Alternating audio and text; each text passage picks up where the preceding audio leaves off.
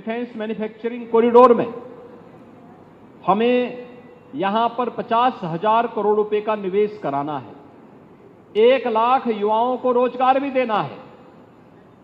मुझे प्रसन्नता है कि अब तक हमारे साथ जो 2020 में आदरणीय रक्षा मंत्री जी ने डिफेंस एक्सपो लखनऊ में आयोजित किया था, डिफेंस एक्सपो के साथ ही देश के अलग अलग भागों में, दुनिया के अलग अलग क्षेत्रों से भी जो हमारे पास अब तक 57 MOU हमारे साथ यहां पर हो चुके हैं, जिनके माध्यम से लगभग 30,000 करोड़ रुपए के निवेश उत्तर प्रदेश के अंदर डिफेंस सेक्टर के ही होने जा रहे हैं।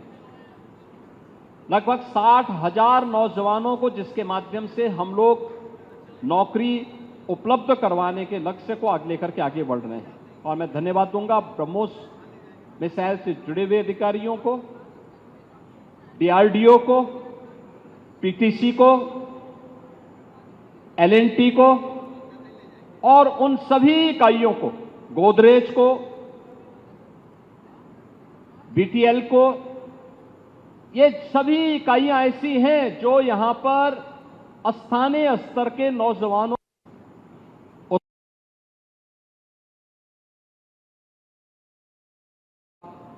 शुभारंभ इस ब्रह्मोस मिसाइल के इंटीग्रेटेड कॉम्प्लेक्स के उद्घाटन कार्यक्रम और ब्रह्मोस मिसाइल के उत्पादन कार्यक्रम का शुभारंभ करने के साथ यह शुरू हो रहा है। मैं इसके लिए सबसे पहले ऑपरेशन सिंदूर की सफलता के लिए भारत की तीनों रक्षा सेनाओं के अपने सभी बहादुर जवानों को, आदरणीय प्रधानमंत्री जी को और आदरणीय रक्षा मंत्री जी का हृदय से अभिनंदन करते हुए प्रदेशवासियों की ओर से हृदय से बधाई देता हूं।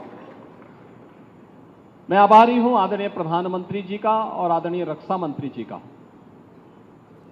कि उन्होंने उत्तर प्रदेश को डिफेंस मैन्युफैक्चरिंग के एक महत्वपूर्ण केंद्र के रूप में विकसित करने के लक्ष्य को आगे बढ़ाने का कार्य प्रारंभ किया। 2018 में जब उत्तर प्रदेश ने अपना पहला इन्वेस्टर समिट प्रदेश की राजधानी लखनऊ में आयोजित किया था, तब केंद्रीय बजट में 2 डिफेंस कॉरिडोर की घोषणा हुई थी, लेकिन ये कहां बनेंगी, इसकी घोषणा प्रधानमंत्री जी ने इसी लखनऊ में की थी कि एक defence manufacturing corridor Uttar Pradesh के लिए हम दे रहे हैं। और उत्तर प्रदेश में इसके लिए 6 नोड तय किए गए, राजधानी लखनऊ में, कानपुर में, आगरा, अलीगढ़, झांसी और चित्रकूट में। ये 6 जो नोड डिफेंस मैन्युफैक्चरिंग कॉरिडोर के लिए स्थापित हुए, 2019 में केंद्र में फिर पुनः सरकार बनने के उपरांत रक्षा मंत्री के रूप में जब आदरणीय राजनाथ सिंह जी आए,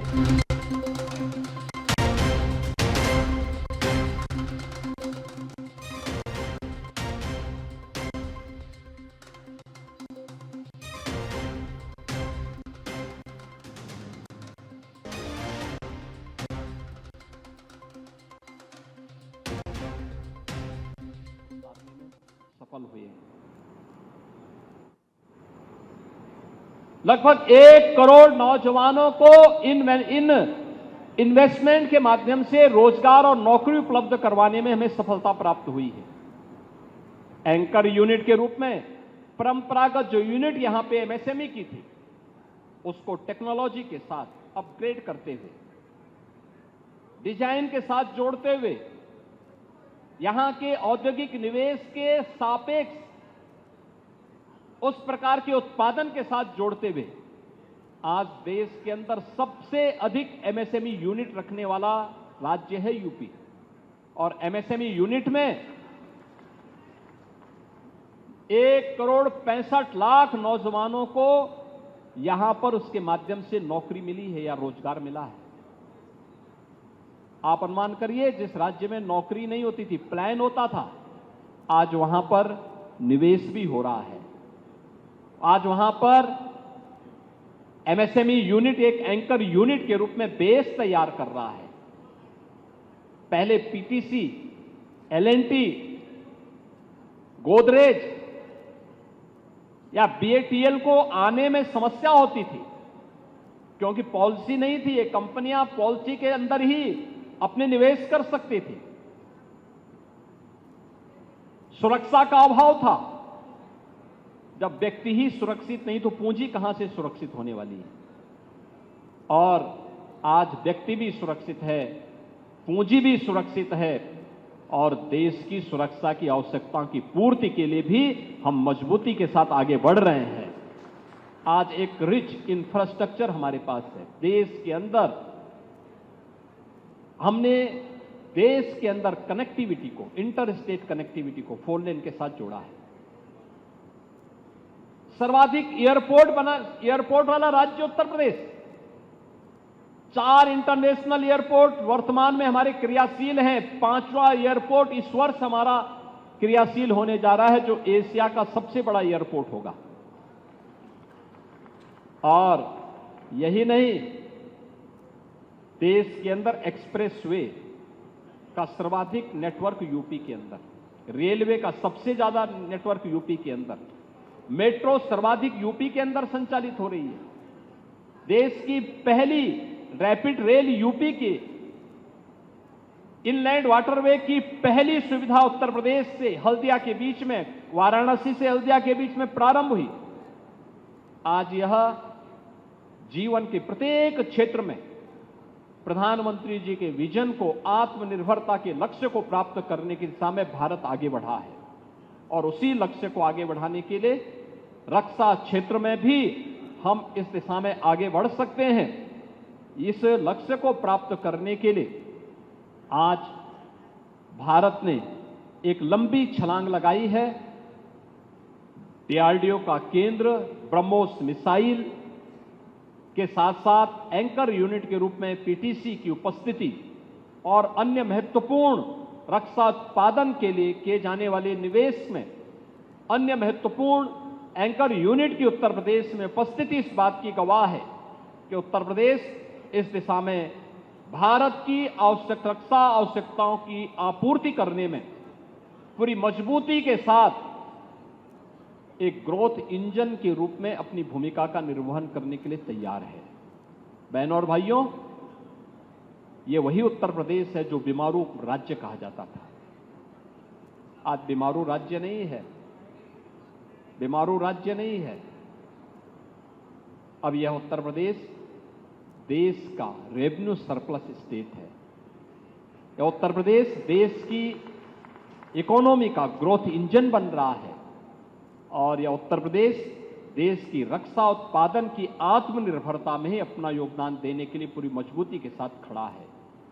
मुझे पूरा विश्वास है कि यहां पर अभी डीआरडीओ को या फिर ब्रह्मोस जैसे रक्षा उत्पादन से जुड़े हुए अन्य कार्यक्रमों के लिए अन्य जितनी भी लैंड की आवश्यकता पड़ेगी, अन्य जो भी सहयोग की आवश्यकता पड़ेगी, उत्तर प्रदेश सरकार पहले की तरह इसमें भरपूर मदद करेगी।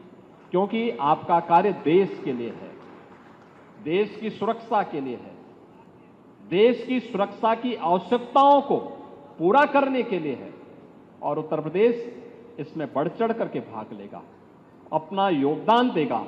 उसी योगदान का निर्वहन करने के लिए प्रधानमंत्री जी के प्रति और रक्षा मंत्री जी के प्रति आभार व्यक्त करने के लिए आज हम सब यहां पर उपस्थित हुए हैं। मैं एक बार फिर से रक्षा उत्पादन के एक महत्वपूर्ण केंद्र के रूप में उत्तर प्रदेश का चयन करने के लिए आदरणीय प्रधानमंत्री जी का, आदरणीय रक्षा मंत्री जी का, डीआरडीओ का, ब्रह्मोस मिसाइल से जुड़े हुए और बीडीएल से जुड़े हुए सभी अधिकारियों का हृदय से आभार व्यक्त करता हूं।